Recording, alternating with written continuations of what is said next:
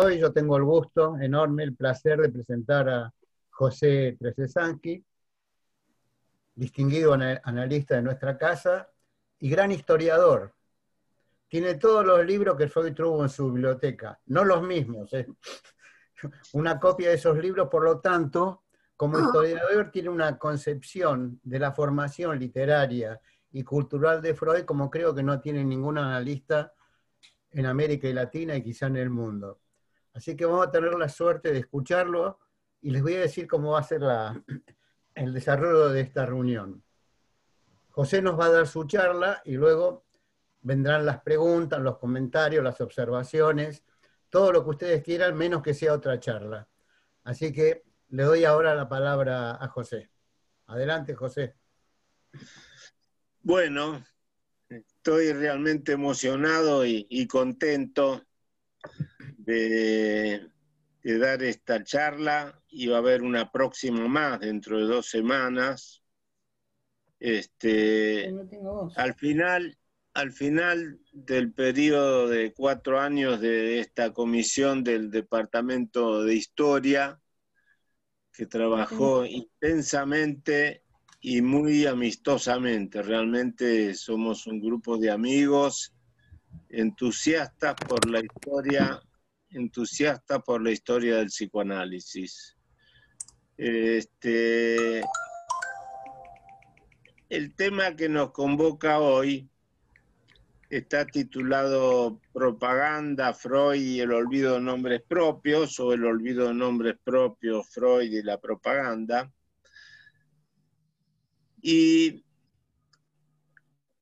empiezo presentando algo de Freud que salió en el libro que saqué hace poco, Historias del Psicoanálisis, en parte, y es que Freud mostraba lo que podríamos llegar a entender como un cierto conflicto permanente en la publicación de ensayos y artículos sobre Moisés.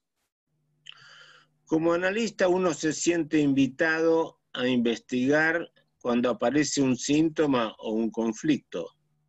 Y como tales sabemos que investigar es la búsqueda de vestigios que irán haciendo conexiones hasta configurar un cuadro que, si no es cierto, es muy probable, no solo por el aspecto formal, sino también por la respuesta emotiva que genera, por ejemplo, en un tratamiento, y hasta para el propio conocedor de una historia, luego de ser observada bajo el microscopio psicoanalítico.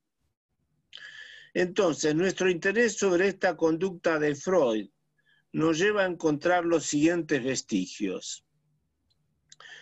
El Moisés de Miguel Ángel fue publicado sin nombre de autor en 1914. Y recién en 1924 le pone su nombre. Luego en el 27 añade una adenda sobre el Moisés de Nicolás de Verdún. En 1938 concluye y publica en su exilio de Inglaterra El Moisés y la religión monoteísta, por el temor de la reacción de la comunidad católica de Viena. Ese ensayo fue uno de los peores trabajos en lo que respecta a coherencia interna, estilo y repeticiones, cosa que le señaló su editor inglés Leonard Woolf, el marido de Virginia, con quien coincidía también Ernest Jones. Freud mismo pensaba así y se mostró insatisfecho con él en más de una ocasión. Freud también señalaba una reacción emocional particular ante algunas obras de arte, especialmente las esculturas, como lo decía en la introducción del Moisés de Miguel Ángel, ejercen sobre mí poderoso influjo. Confiesa allí que ninguna escultura me ha producido un efecto tan intenso. Anteriormente, en una tarjeta postal enviada a Martha Bernays en septiembre de 1901, le decía: acabamos de estar en el Museo del Vaticano el Apolo de Belvedere, el Laoconte, etc. Estoy agotado, y a tal punto que requerí un vaso de vino para recuperar sus fuerzas. En el fragmento de análisis de un caso de histeria, también presta mucha atención a una reacción extraña de Dora frente a la Madonna Sixtina de Rafael, que figuraba en el Museo de los Maestros de Dresde. Dice Freud, otro primo suyo que iba con ella y conocía ya Dresde, se ofreció a guiarla en esta visita, pero Dora rechazó su ofrecimiento y fue sola, recorriendo las salas con todo espacio y deteniéndose largamente ante los cuadros que más llamaron su atención. Ante la Madonna Sixtina permaneció 2 horas en serena ensoñación admirativa. Cuando luego le preguntaron qué era lo que tanto le había gustado en aquella pintura, no supo explicarlo claramente. Se cree que este cuadro fue pintado para decorar la tumba del Papa Julius II. Freud estaba mencionando aquel museo que le había impactado tanto y de donde escribió una postal en 1883 a su novia Marta Bernays diciéndole, aquí perdí mi barbarie. Sabemos por él mismo que ante el Moisés de Miguel Ángel, también hecho para la tumba de Julius II, quedó estupefacto y que acudía una y otra vez a visitarlo cuando visitaba Roma. Graciela Magherini, la psicoanalista florentina, estudió este tipo de reacciones ante las obras de arte y nos orienta hacia un derrotero que permite empezar a entender la aparición de síntomas como estupefacción, cansancio, extrañamiento, despersonalización, etc., ante su presencia, descubriendo la existencia de algo relacionado con lo siniestro en esas manifestaciones. Uno tiene derecho a sospechar la presencia de algún factor derivado de lo inconsciente en esa reacción ante esas obras de arte. Pero esa sospecha no debe conducirnos a construir un edificio demasiado importante ni pretender que sea sólido hasta encontrar elementos sustanciales concretos y objetivos que sean indicios que le den más apoyo a esa pretensión y que en lo posible muestren cuáles son los contenidos inconscientes, es decir, infantiles, olvidados de dicha conducta. La explicación que daba Freud al efecto que le producía la escultura de Miguel Ángel era la gran valoración que hacía de una persona que sepa dominar sus pasiones.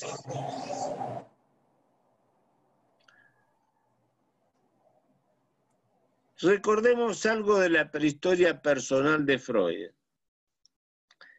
En mayo de 1856 nace en Pribor. Entre su casa, en la cual vivía con su padre y su mamá, Amalia Nathanson, y la Plaza Mayor, estaban las casas de Philip y Emanuel, sus medio hermanos, hijos de un matrimonio anterior de Jacob con Sally Kanner. La casa de Philip estaba a 50 metros. A 150 metros estaba la casa de Manuel. Y a 200 metros, siguiendo una misma línea, en la plaza. La fuente original de piedra de la plaza del mercado de Pribor estaba ubicada en el medio de la plaza. En 1813 se agregó a la fuente de la plaza la estatua de un profeta del Antiguo Testamento, probablemente Zacarías. En 1899 la estatua fue reubicada detrás de la iglesia parroquial, que se encuentra siguiendo el derrotero desde la casa natal de Freud, doblando a la derecha por la plaza. En la actualidad, la estatua de Zacarías sigue estando en ese lugar. Les voy a mostrar una foto, no sé, a ver, no tengo idea si la están viendo. ¿Se ve la foto? Sí, perfecto. ¿Eh? Guillermo, ¿se ve? Sí, perfecto. Acá en la foto ven la imagen del profeta Zacarías, que era la estatua que estaba en la mitad de la plaza por donde pasaba Freud cuando era chiquito. No resulta nada difícil imaginarnos que esta estatua, cuando estaba en la plaza, era observada cotidianamente por el pequeño cuando su niñera, ya sea Mónica Sajic, familiar de los dueños de la casa donde vivían, o Resi Witek, también checa y católica, lo llevaban en el paseo diario cuyo destino terminaba o pasaba por el templo católico. Por supuesto, dado el tamaño de un niño, la estatua era mirada siempre bien desde abajo, como lógicamente corresponde a la altura de una criatura de 2 o 3 años. Esta estatua de Zacarías tiene todo el aspecto de un profeta judío, con una pechera propia de los sumos sacerdotes. En su cabeza tiene un casco con 2 protuberancias, recuerda a la del Moisés de Miguel Ángel, y sostiene en su mano izquierda con el brazo algo elevado una tabla escrita que señala con su mano derecha. En 1858, a los 2 años y pico de Freud, en el término de un mes, 15 de marzo al 15 de abril, mueren su tío Julius Nathanson, hermano de Amalia, a los 21 años de tuberculosis, y su hermanito de 8 meses, Julius. Podemos imaginarnos la inmensa tristeza de Amalia, la madre de Freud, la que además estaba en el primer mes de embarazo de Ana, nacida en diciembre de ese año. A partir de ese mes de marzo de 1858, ya con los fallecimientos de ambos Julius, Freud debía escuchar los rezos de la niñera que debían incluir el pedido por el alma de los 2 difuntos, uno de los cuales era el de su hermano, el angelito, y mientras se quedaba escuchando, contemplaba el templo con estatuas de Jesús, María y los santos. Teniendo información de primera agua del propio Freud y de su madre, de que su niñera católica lo llevaba a la misa, lo introdujo en el mundo del cielo y del infierno y que él mismo se divertía describiendo los gestos y hechos de Dios, la idea de que haya sido testigo de estos rezos es muy convincente. Esta hermana Ana fue quien heredó los celos y la rivalidad que habían estado dirigidos a Julius, y fue la hermana con quien tuvo menos simpatías, a tal punto que se opuso a las lecciones de piano que su madre estimulaba, a un matrimonio antes de los 20 años con un pretendiente y a su lectura de las obras de Balzac y Alejandro Dumas. Ana terminó casándose con un hermano de Marta Bernays, Elie Bernays, quien pasó a ser cuñado de Freud por partida doble, hermano de su esposa y marido de su hermana, es decir, un doble peso como hermano político. Freud tuvo un encono temprano con su cuñado, que estaba ligado en un principio a una cuestión de herencia en la dote de Marta, y también a cierta queja de Elie de que Sigmund seguía gastando en cigarros muy caros y seguía embarazando a su hermana, 1895, Marta estaba gestando a Anna Freud, el mismo nombre que su hermanita, y además que no ganaba lo suficiente, por lo que le pedía dinero prestado a Eli. A esto se sumó que Eli, por un desplazamiento fácilmente suponible, recibió un gran encono que venía de la línea Julius y Anna, y que se incrementó por el conflicto por dinero ante el cual Freud le pidió a Marta que se ponga de su lado. Es habitual considerar como el primer análisis de olvido de un nombre propio el acto fallido que figura en la carta a Fliess del 22 de septiembre de 1898 y también en el artículo sobre el mecanismo psíquico de la desmemoria y el primer capítulo de Psicopatología de la vida cotidiana llamado El olvido de nombres propios. Amén de todas las interpretaciones hechas por el mismo Freud y otros autores, parece haber sido producido como consecuencia directa de una aversión, un desagrado o por una inquina, por así decir, sublimada hacia el señor Eli o Herr Eli. Esta animadversión hacia su cuñado mantenía toda su fuerza incluso hasta el 30 de agosto de 1909, cuando Freud y Ferenczi habían parado en el Hotel Manhattan de Nueva York de paso para dar las 5 conferencias en la Clark University. Ese día iría a ver a su hermana Anna y a su cuñado que vivían en Nueva York, pero esperó a que su cuñado Eli no estuviera presente, es decir, continuaba el viejo encono fraterno.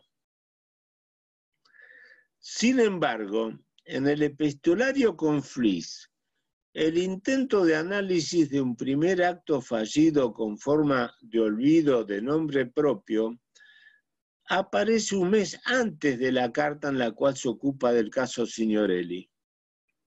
En una carta del 26 de agosto de 1898, en la cual le dice al amigo que ha aprendido una pequeñez conjeturada hace tiempo, el caso de los nombres que se nos escapan.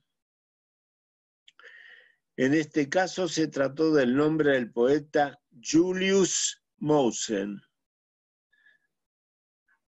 Pero este ejemplo no fue publicado porque, dice Freud, consideró que rondaba demasiado con lo personal.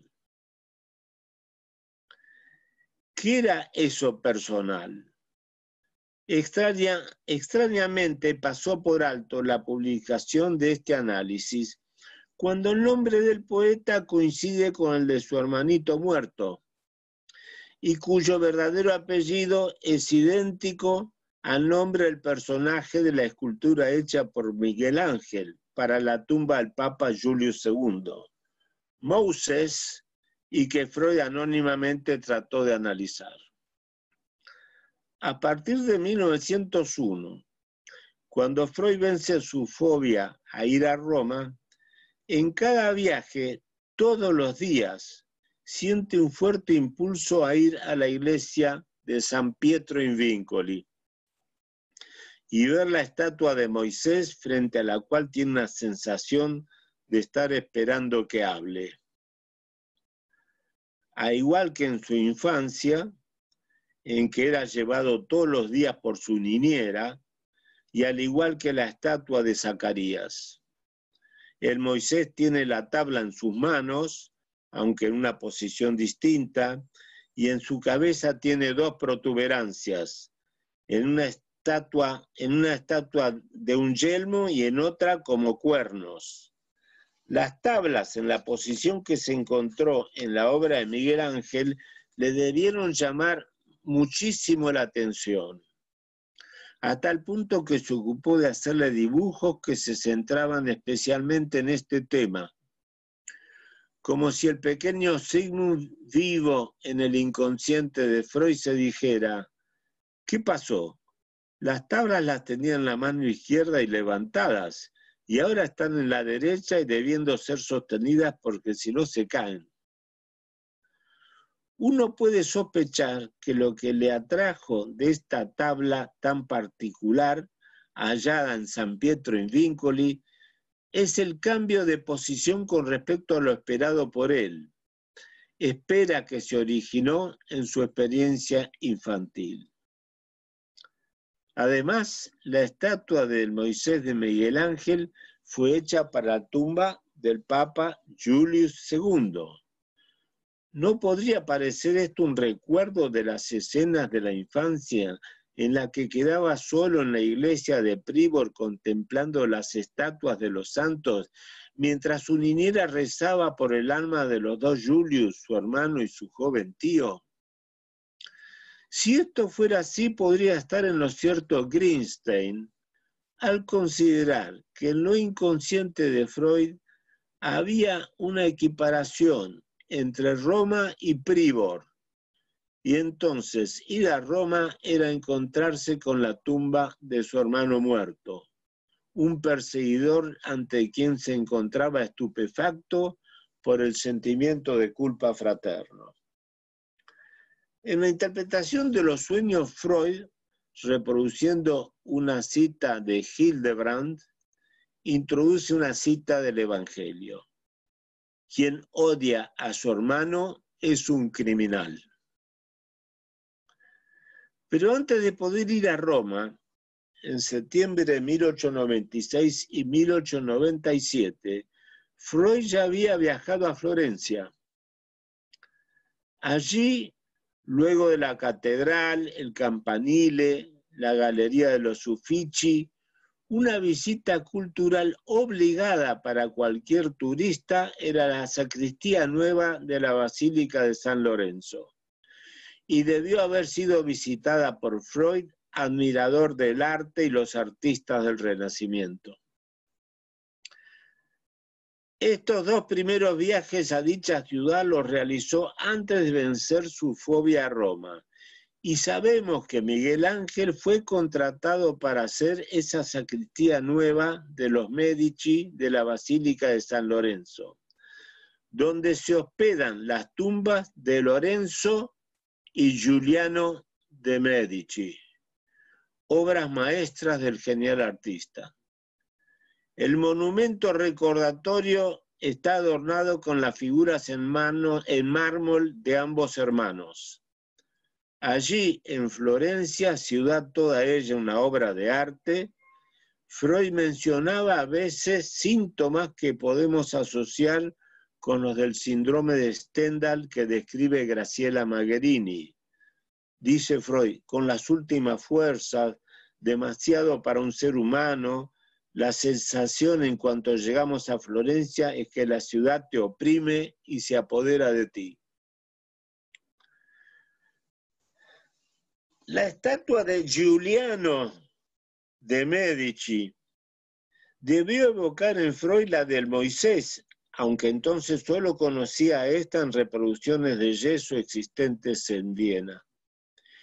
Y digo que debió evocarlas, pues la similitud entre ambas es muy grande. La cabeza está girada en la misma dirección. Las manos están en posición similar. Además, los dedos de la mano derecha dejan un espacio entre el índice y el dedo medio como en la estatua de San Pietro in Vincoli. Y la pierna izquierda está en la misma posición que la del legislador del pueblo judío. Por otro lado, no ignoraba Freud el hecho de que los monumentos de ambas ciudades formaban parte de la tumba de dos homónimos, Giuliano de Medici y Giuliano de la Rovere, el Papa Julius II. ¿Habrá impactado en él la correspondencia entre la estatua de Moisés y la de este Julio, Ana, Giuliano, que le hicieron evocar a su hermanito muerto? Les voy a mostrar una foto comparativa de ambas estatuas. No sé si se ve. ¿La ven? Sí se ve, José. ¿Eh? Sí se ve, perfecto. Sí, está la de Juliano, con la cabeza en la misma dirección de Moisés, con los dedos de la mano derecha en la misma posición que los de Moisés, con el pie izquierdo retraído como en la estatua de Moisés.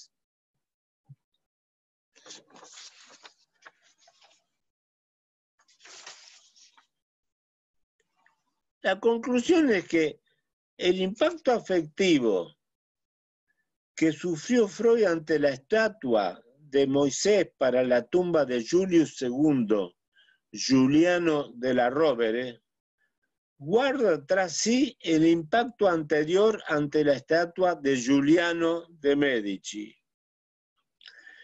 El impacto se produce por la condensación de representaciones verbales y figurativas, estas últimas ligadas a la estatua de Zacarías en la plaza de Pribor y el Moisés de la Biblia de Philipson.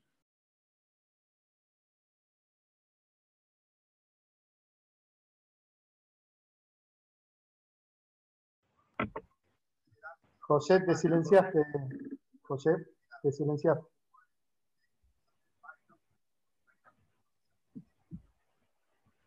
Tenés que desbloquear el micrófono en tu pantalla.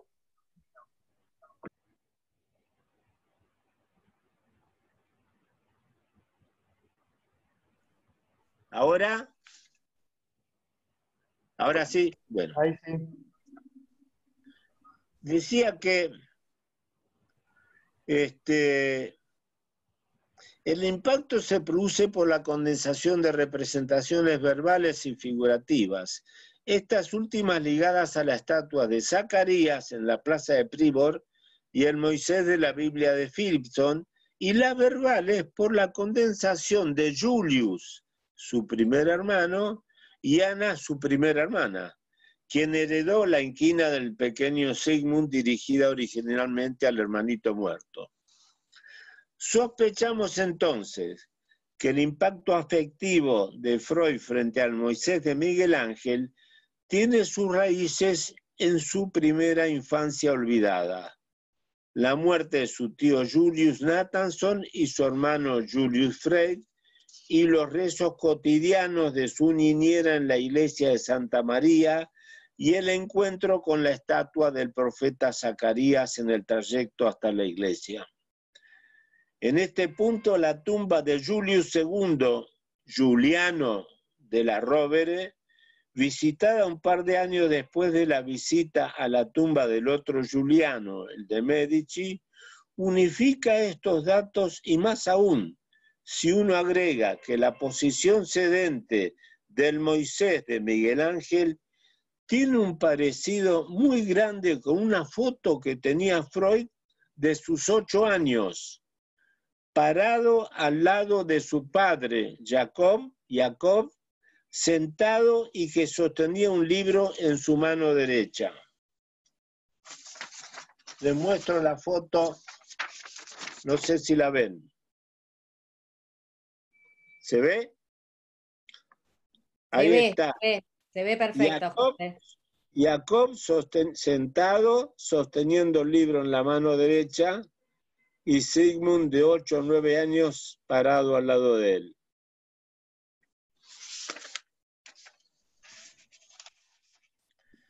Como culminación, hay un dato curioso. En el escotoma que presenta Freud al describir la estatua de la tumba en San Pedro in Vincoli.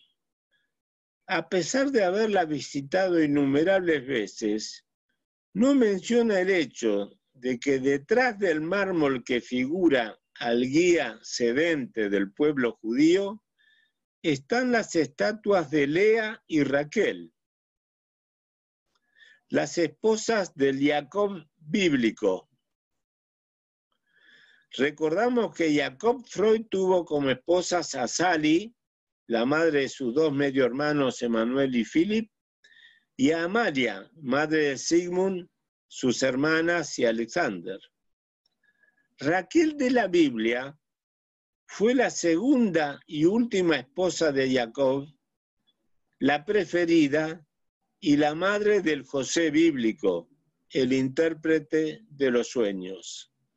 Se forma así una verdadera imagen de Galton entre Moisés, Jacob bíblico, Jacob Freud, por un lado, Sally Kanner y Lea de la Biblia, Amalia Nathanson y Raquel de la Biblia, y finalmente el hijo preferido de Raquel, la esposa preferida de Jacob, el intérprete de los sueños, Yosef ben Jacob, Sigmund ben Jacob.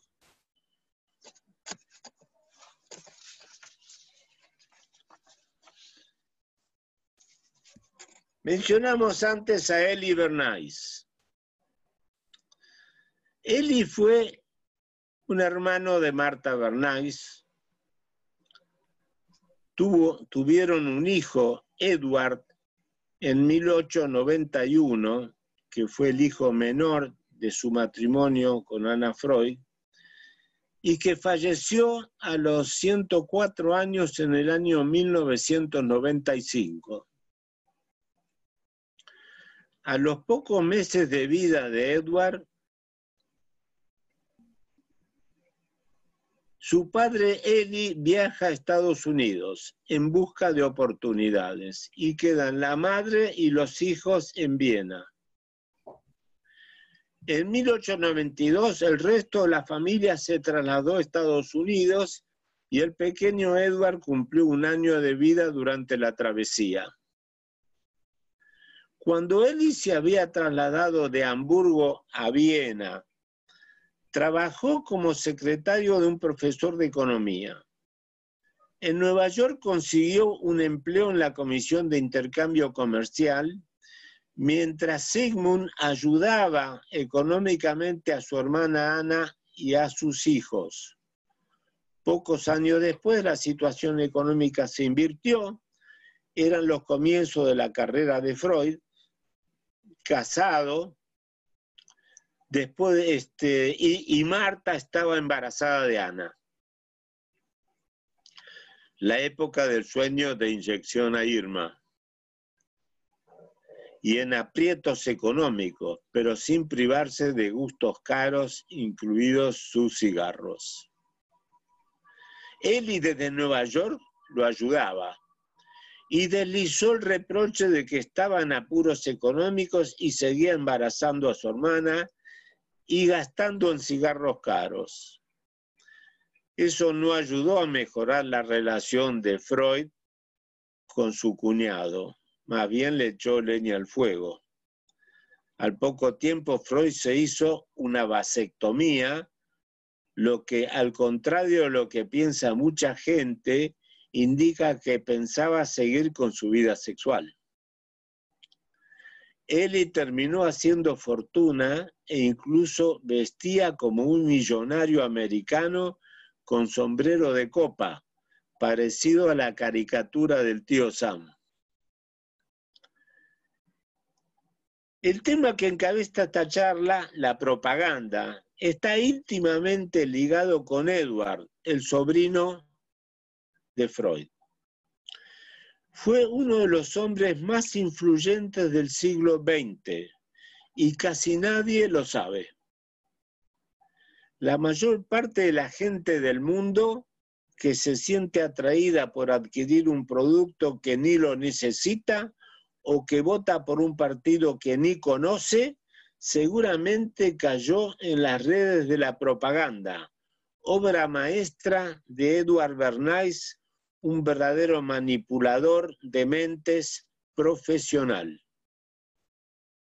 Desayunar huevos con panceta, llevar reloj pulsera, primero los hombres y luego las mujeres, y el hecho de que las mujeres fumen, entre otras muchas cosas, son un producto de Elie Bernays. En 1912, cerca de 20 años, se graduó en Agricultura y Periodismo y comenzó a publicar una revista sobre investigación médica. Freud le envió algunos de sus escritos por si le resultaban de interés para publicarlos. Fue allí, de fuente directa, que Edward se enteró de la existencia de fuentes inconscientes de la conducta, de la sugestión posthipnótica y de los instintos. Todo el trabajo de Bernays tomó como fundamento el descubrimiento de esos mecanismos que pronto entendió susceptibles de ser manipulados con fines económicos, de consumo y políticos. No había atisbo de mala conciencia en él, convencido como estaba de que la propaganda y su versión light, las relaciones públicas, eran disciplinas necesarias para convivir en una sociedad funcional sin sobresaltos. En su libro de 1928 titulado precisamente Propaganda, del que tenemos una versión en castellano, resumía su maestría en el arte de conseguir que las personas se comportaran de manera irracional si se lograba vincular los productos o las políticas con sus emociones y deseos más inconscientes. Durante la Primera Guerra Mundial se puso al servicio del gobierno de Estados Unidos para motivar a los jóvenes para que se alistaran en el ejército. De él salió, que rescató, la famosa imagen del tío Sam, con galera blanca y una estrella, señalando al observador con un dedo y con ojos de hipnotizador. El boom siguiente fue para la Compañía Americana de Tabaco, que vendía millones de cigarrillos que consumían los hombres.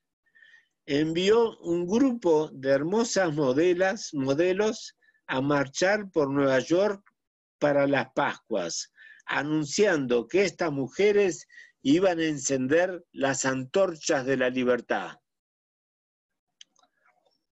A una señal de Edward, las chicas sacaron un paquete de cigarrillos Lucky Strike de su ropa, sacaron un cigarrillo y lo encendieron frente a la prensa. Y no terminó en eso. Contrató a cientos de mujeres para que fumen en lugares públicos. Pagó a directores de cine para que aparezcan el actor o la actriz principales fumando, lo que pasó a ser considerado sofisticado y quedara ligado con la sexualidad, como en las escenas en la cama donde luego del coito se fumaba un cigarrillo. Eso pasó a llamarse en el ambiente publicitario normalización de un hábito mal visto con anterioridad. Edward y Lucky Strike se llenaron de dólares. De rebote se beneficiaron las otras marcas. Aunque en algún momento Edward dijo que sacó provecho de las teorías de su tío, Sigmund Freud desmintió categóricamente que el psicoanálisis tenga algo que ver con la propaganda. Aún así es innegable que se hizo un uso intenso del simbolismo. El entripado de los 2 años de Freud con Julius continuó con su hermana Ana un año después, siguió con ella en su adolescencia y luego lo desplazó a su cuñado Eli y después a su hijo Edward. Fue Edward Bernays Freud quien relacionó el automóvil con la masculinidad y el poder de atraer a las mujeres. El reloj pulsera que se comenzó a distribuir entre los soldados de la Primera Guerra Mundial y fue equivalente al valor y al arrojo. Fumar para las mujeres era acceder a una conquista masculina, insinuando Edward la acción de la envidia del pene. Bernays, judío, dijo haberse distanciado del término propaganda cuando se enteró de que Goebbels, ministro de propaganda del régimen nazi, tenía el libro Propaganda en su mesita de luz y consultaba su libro cristalizando la opinión pública. Pero propaganda era convencer a cada estadounidense de que necesitaba un coche y que por tanto había que desmantelar los tranvías.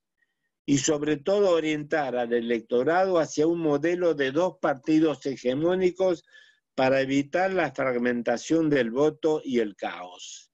Es decir, un dominio de las masas. Los lobbies estaban encantados con Edward Bernays. El del sector cárnico lo enroló para hacer ver a todos los norteamericanos que un desayuno en condiciones debía incluir bacon. Y así quedó establecido en cada hogar del país y luego en los hoteles de todo el mundo. La United Fruit Company acostumbraba a poner y quitar gobernantes en las repúblicas centroamericanas, que Bernays fue el que bautizó como bananeras. Cuando el gobierno reformista de Sandino de Guatemala quiso frenar su poder, el publicista se las arregló para hacer lo que era ante el mundo como comunista.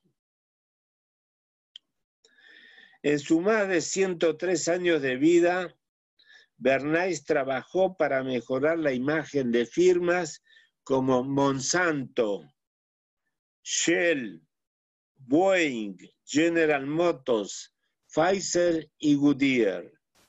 Asesoró en cuestiones de relaciones públicas a varios presidentes de Estados Unidos, entre ellos Wilson, Hoover y Eisenhower. Calvin Coolidge fue quien más necesitó de sus servicios para contrarrestar su imagen de persona distante y poco empática. A Bernays se le ocurrió organizar desayunos en la Casa Blanca a los que acudían estrellas de Hollywood, maniobra con la que logró que aparecieran las portadas de los periódicos todas las semanas. Él hablaba de un gobierno invisible que todo lo podía. Nuestras mentes son moldeadas, nuestros gustos son formados, nuestras ideas son sugeridas, mayormente por hombres de los que nunca hemos oído hablar. Hombres como él mismo. En 1955 publicó el libro La ingeniería del consentimiento, que definió como la manera de controlar la mente de la gente sin que ésta lo note, y que venía a ser, claro, la negación del consentimiento. Las universidades de ciencias sociales de los Estados Unidos han tenido en cuenta sus libros, empezando por propaganda a lo largo del siglo XX, y todavía siguen influyendo. No sabemos hasta qué punto este conflicto con la hermana Ana, el cuñado Eli y el sobrino Edward influyó en el prejuicio freudiano con los norteamericanos, de quienes decía dos cosas, especialmente que su vida giraba alrededor de un complejo anal y que confunden amplitud de criterio con falta de juicio. Freud decía de Edward: era un muchacho honesto cuando yo lo conocía, no sé hasta qué punto los Estados Unidos lo cambiaron. Recordamos que cuando Theodor Reich, por el nazismo, quiso emigrar a Estados Unidos, como no era médico, pidió una carta de recomendación a Freud. Primero Freud le preguntó, ¿qué malos vientos lo llevaron para allá? Y después le hace la carta de recomendación. En Nueva York no le aceptaron la carta para el ejercicio de la profesión. Entonces Theodor Reich le vuelve a pedir otra carta a Freud. Theodor Reich la presenta en Nueva York y otra vez lo rechazan. Por tercera vez, Theodor Reich le pide otra carta más contundente a Freud. Y Freud le contesta, no vuelva a pedirme una recomendación hasta que no esté enterado de que yo dispongo de la omnipotencia divina. Dice Sebastián Plut en su libro El malestar en la cultura neoliberal: Freud sentía cierta hostilidad por la forma de vida norteamericana, una sociedad con una enorme hipocresía sexual. Su insensatez, su hostilidad y su confusión entre la apertura mental y la falta de juicio, que se observa en la actualidad en estimular los descuidos con la pandemia en nombre de la libertad de respirar el aire que les dio Dios en sus narices. Del efecto de la propaganda en la sociedad, decía Freud. Supongamos que en un estado cierta camarilla quisiera defenderse de una medida cuya adopción respondiera a las inclinaciones de la masa. Entonces, esa minoría se apodera de la prensa y por medio de ella trabaja la soberana opinión pública, entre comillas pone Freud, hasta conseguir que se intercepte la decisión planeada. Es lo que los medios actualmente dicen, la gente opina que, etcétera, etcétera. Bueno, esto es todo lo que quería decirles. Los escucho. Bueno, excelente disertación y esperemos las opiniones, preguntas que me tienen que llegar, espero.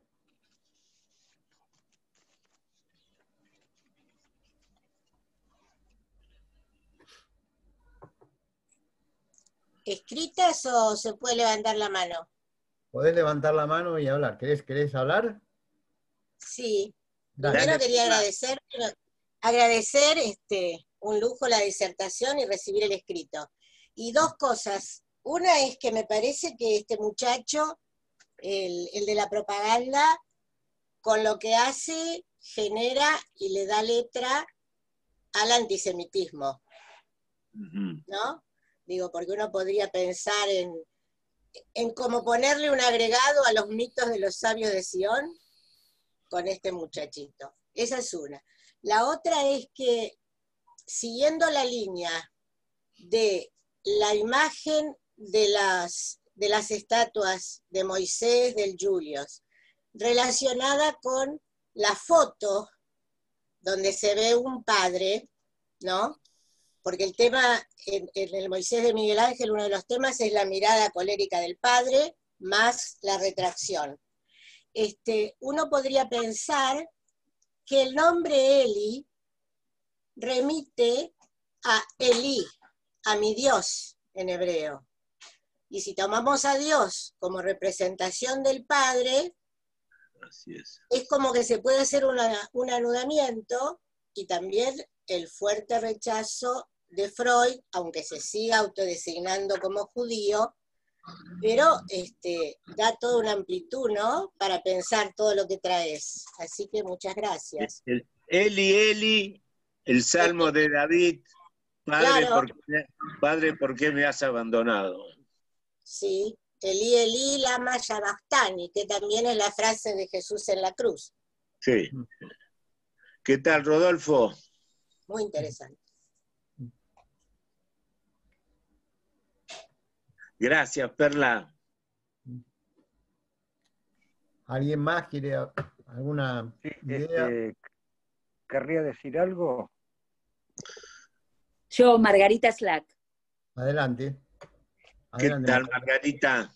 Hola, José, un placer escucharte. Un placer un poco de historia, un placer un poco de esa verdad que todo el mundo rasqueteó un poco al darse cuenta que uno tiene mucho en común con Freud. Bueno, yo quería decirte dos cosas. Una lectura de un librito muy chiquitito en hebreo, que se llama, que su colección es Gesher, en donde cuenta la historia de una familia cuyos hijos modernos israelíes no le quieren poner el nombre de su abuelo fallecido de parte de paterna. Vos sabés que en la tradición judía hay realmente una separación. Los sefaradín ponen los judíos sefardín ponen los nombres en vida de sus predecesores. En cambio, la línea Ashkenazí no pone si no está, no coloca el nombre si no está fallecido. O sea, Un tabú, es un honor ponerle el nombre del abuelo usar vivo. el nombre de alguien que... Un honor y un tabú, las dos cosas. Un honor y un tabú porque uno carga una mochila de una historia que no fue de uno. Pero lo cierto es que va de generación en generación y de hecho, digamos que los nombres en la Shoah, en Holocausto, para todos los judíos se llamaban Abraham, los ponían en su cédula y para poder emigrar, y a las mujeres Sara, como si eso fuera una nominación en donde se dice la palabra Yude. Yo quería aportar esto porque es importante esta distinción. La Grey católica, por ejemplo, coloca los nombres también en vida de los sujetos, ¿no? La mamá se llama Florencia, bueno, la hija también se puede llamar Florencia, no tiene que fallecer. ¿Vos sabés por qué, ya que estamos hablando, esa diferencia entre estos ashkenazim de los sefaradim? No. Ok. Pero fue un gusto. Bueno, gracias Margarita. Ahora le damos la palabra a Roberto Julio Rusconi. Gracias, Adolfo. Bueno, José, extraordinario todo tu trabajo de investigación. Gracias, Lamento decirte Julio. que no sorprende, porque no sorprende viniendo de vos. Felicitaciones. Quería comentar dos cosas. Una, que mencionaste a Irma y el sueño de inyección a Irma, y que Irma también era Anna. Irma era Anna Hammerschlag. Y quería recordar una anécdota que Freud menciona de su niñez, donde junto con su hermana Anna Hammerschlag, sí. Estaba diciendo que un recuerdo que Freud trae de su niñez, que estaba arrancando las hojas de un libro que le había entregado el padre, junto con su hermana Ana estaba haciendo esto. Lo notable que para Freud arrancar queda asociado siempre a arrancarse una y a la masturbación. O sea que uno podría pensar también dentro de su repulsa a su hermana Ana, podría ser el efecto también de ciertas situaciones infantiles sexuales compartidas. Y como detalle interesante, cuando Ana se casó, Sigmund no fue al casamiento porque según él estaba muy ocupado y no tenía tiempo, lo cual es una excusa casi risible, ¿no? Y la última cosa, Theodor Reich efectivamente estuvo mendigando que lo incorporaran a la asociación en Estados Unidos, cosa que jamás logró, pero parecería que esto fuera efecto casi de la compulsión de repetición, y uno podría pensar hasta efecto inconsciente de las palabras de su analista Abraham. Theodor Reich con su analista Abraham tuvo dos disidencias. Una, que cuando Theodor Reich le comentó su entusiasmo por Gustav Mahler, Abraham dio su opinión y dijo que a él no le gustaba. Esto intervino después en que cuando la muerte de Abraham y Theodor Reich tuvo que decir algunas palabras, esto lo relata en un libro, él tuvo una imposición del segundo movimiento de una sinfonía de Mahler que estuvo después 30 años investigando esto, producto de lo cual fue ese libro, y que uno de los orígenes es esta disidencia con Abraham. Ahora, ¿cuál fue la otra? Que Abraham le aconsejó a Reich que mejor se dedicara solamente al análisis aplicado, dado que no era médico. Esto fue terrible, creo, porque Theodor Reich fue el del juicio en Viena por ejercicio ilegal de la medicina, por lo que Freud después escribe lo del análisis profano. Y después le vuelve a ocurrir lo semejante cuando migra y va a Estados Unidos. Bueno, quería acotar estas dos cosas nada más, y nuevamente felicitaciones, José, extraordinario tu investigación, Muchas Un abrazo. gracias, Julio. Te agradezco mucho, te agradezco mucho. Tiene la palabra, pidió la palabra Marcela Butelier, ¿está por ahí? Sí, aquí estoy, aquí estoy. Adelante, ¿Qué adelante, tal? Marcela. Buen día, ¿cómo están? Bueno, felicitaciones, José, Gracias. por tu exhaustivo trabajo. Además, me encantan los detalles que pone José de su profunda lectura acerca de la historia, ¿no? Que son detalles y anécdotas muy interesantes. Yo quería aportar que en realidad en la biblioteca tenemos ese escrito que vos decís, José, de Freud sobre el Moisés de Miguel Ángel sin su nombre, en la revista Imago. Estos son los tesoros de la biblioteca, están en idioma alemán, en las primeras publicaciones. Y en el pie de página de la primera página de Moisés de Miguel Ángel, la editorial pone: el equipo editorial no se negó a publicar estos artículos que no estaban estrictamente alineados con el programa, porque el conocido autor analiza los círculos cercanos a la ley y porque su forma de pensar siempre muestra un rumbo similar al método del psicoanálisis. Eso puso a pie de página la editorial para ser publicado sin la firma de Freud. Así que bueno, esta es otra curiosidad que tenemos en los tesoros de la biblioteca y la verdad, otra vez felicitaciones, excelente tu trabajo y tiene que ser publicado, yo estoy de acuerdo. Te agradezco mucho, te agradezco mucho. Quería agregar algo a lo de Julio, lo de Theodor Reik, que el juicio que se hizo a instancias de Wilhelm Stekel, la familia de un paciente de Theodor Reik le hizo juicio por ejercicio ilegal de la medicina. Y Freud reaccionó, todos sabemos, escribiendo el análisis profano. Pero hay que tener en cuenta que el ataque a Theodor Reik era un tiro por elevación contra Freud.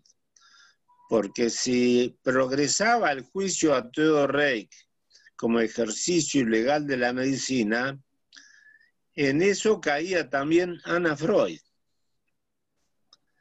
O sea, la reacción de Freud de escribir el análisis profano no es solamente para defender el psicoanálisis profano o defender a su discípulo querido, a quien protegía hasta económicamente, le daba plata a Freud, a Reik, sino que había un interés mucho más cercano, que el ataque llegaba hasta poner en una situación complicada a Ana, que podía ser llevada a juicio.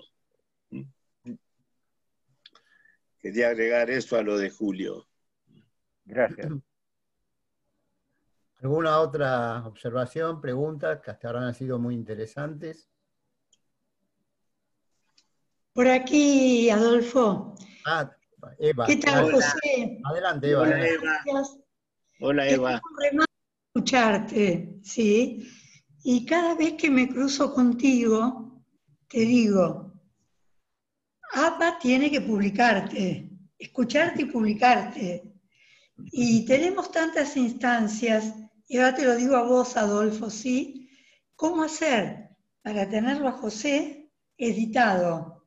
Porque cada vez que se lo escucha es como un movimiento que uno hace y dice, todo lo que tiene José, y nos estamos perdiendo a José en esto de la no edición de todo el saber. Lo tenemos ahora hablando. Y Sí, va a hablar sí, otra sí. vez dentro de 15 Sí, días. pero que nos quede, porque muchísimo, muchísimo. Gracias, Pero José. acaba de salir un libro muy importante. ¿Sabían? No. El psicoanálisis. Hacemos un chivo, José, ahora. Que tiene un trabajo de José. Se abandonó la primera edición. Te estoy mostrando. Ahí lo está mostrando, mirá, ¿lo ves?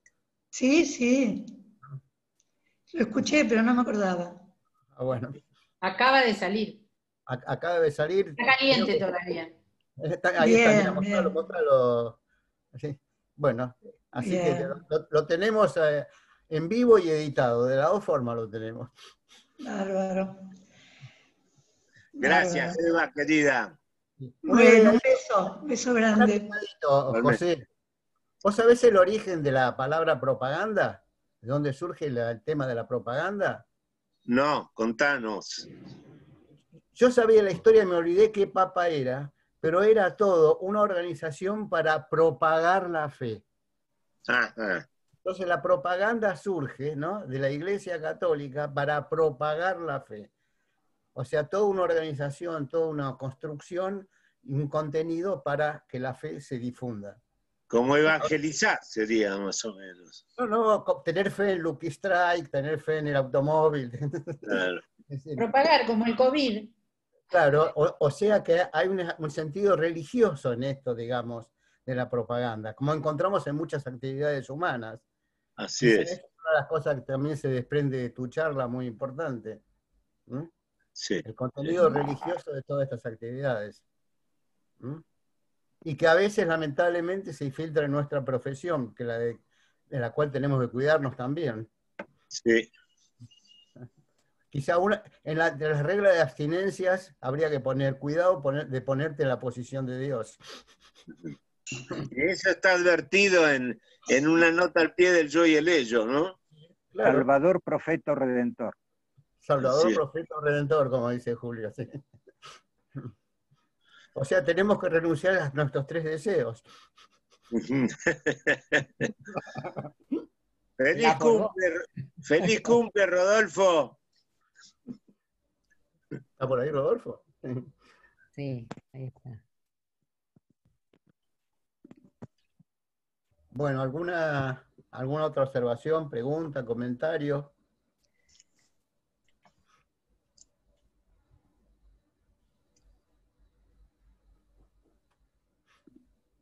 Bueno. ¿Vos tenés algo más que decir, José, o cerramos aquí? No, no. No hay mucho que decir, bueno. No, nada en particular. El artículo está, cada párrafo da como una línea para seguir lateralmente, pero el mayor trabajo, como ven, han comentado que es una condensación de elementos interesantes y datos, porque si no, da para extenderse mucho, y uno termina yéndose por las ramas. Pero esto forma parte de un trabajo que estoy haciendo de la influencia de Freud, no solamente la influencia directa, sino indirecta, y de en qué contexto familiar estaba Freud, ¿no? Y voy a hablar en la próxima de Freud, héroe de la Segunda Guerra Mundial, y después Freud delincuente, voy a hablar de eso también, estafador, falsificador, etcétera, etcétera. Como el tío José. Exactamente. Y tenemos mucho material para hablar todavía. Digas lo que digas, igual lo vamos a idealizar. Pero quizá una cosa muy importante de la reunión de hoy, el trabajo que está haciendo José, hubo muchos autores que dijeron que había una incompatibilidad entre la función del historiador y la función del psicoanalista. Y encontraban esa incompatibilidad en la consideración temporal, cómo el historiador considera la historia y cómo la considera el psicoanalista. Vos tenés el mérito de haber hecho una unión increíble en esta investigación, digamos, importantísimo, ¿no? Con el nombre Julius, y con el olvido de nombre propio, y también con una explicación que le faltaba a Freud, con el olvido de Signorelli. El verdadero Signorelli es este cuñado, el doble cuñado de Freud, ¿no? Sí. Donde la cuestión del dinero circulaba de uno a otro lado. Es Así muy importante, digamos, este trabajo tuyo. Así es. Quizá que habría que repetir esta conferencia, digamos, cuando podamos asistir presencialmente. Con mucho gusto. Yo les agradezco muchísimo la atención y el interés, y quiero remarcar especialmente el agradecimiento a todos los compañeros del Departamento de Historia que estuvimos trabajando 4 años con entusiasmo, cada uno aportando su parte, y que fue un equipo realmente con un resultado magnífico. Fueron 4 años de producir material original para la historia de la APA y del psicoanálisis, que no se había publicado antes. Recurrimos inclusive a los orígenes primigenios de la APA, el acta fundacional. Y fue un trabajo hermoso y de colaboración también con biblioteca y con archivo de la APA. Lo que a mí me gustaría es que esto sea un incentivo para que los distintos departamentos no continúen en forma apartamentada. Me gustaría más bien que los distintos departamentos se unan y contribuyan entre ellos a enriquecer cualquier investigación que hagan, ¿no? En nuestro caso nos tocó el apoyo de biblioteca y de archivo, que agradecemos mucho, ¿no? Pero estoy contento de haber trabajado estos 4 años con el equipo que hicimos en historia, del Departamento de Historia, y de que esté al lado mío Adolfo, que fue profesor mío en la formación y que es una persona amorosa realmente. Pero José, yo iba a decir una cosa que lo dije otras veces. Yo fui el maestro de José, pero José terminó siendo mi maestro. Yo cada vez que lo escucho aprendo un montón de cosas de historia y me da ganas de seguir investigando. Sos un gran estimulador, José. Bueno. Y aparte somos muy amigos. Y en todo el grupo de historias somos todos muy amigos, trabajamos juntos con el mismo interés. Y creo que va a continuar esto, ¿eh? De alguna Ojalá. manera va a continuar. Bueno, les agradezco mucho a todos. Bueno. Gracias a vos. Gracias a vos. Y a Adolfo. Bueno, nos vemos en la próxima. En 2 semanas. En 2 semanas. Chao, gracias. Chao.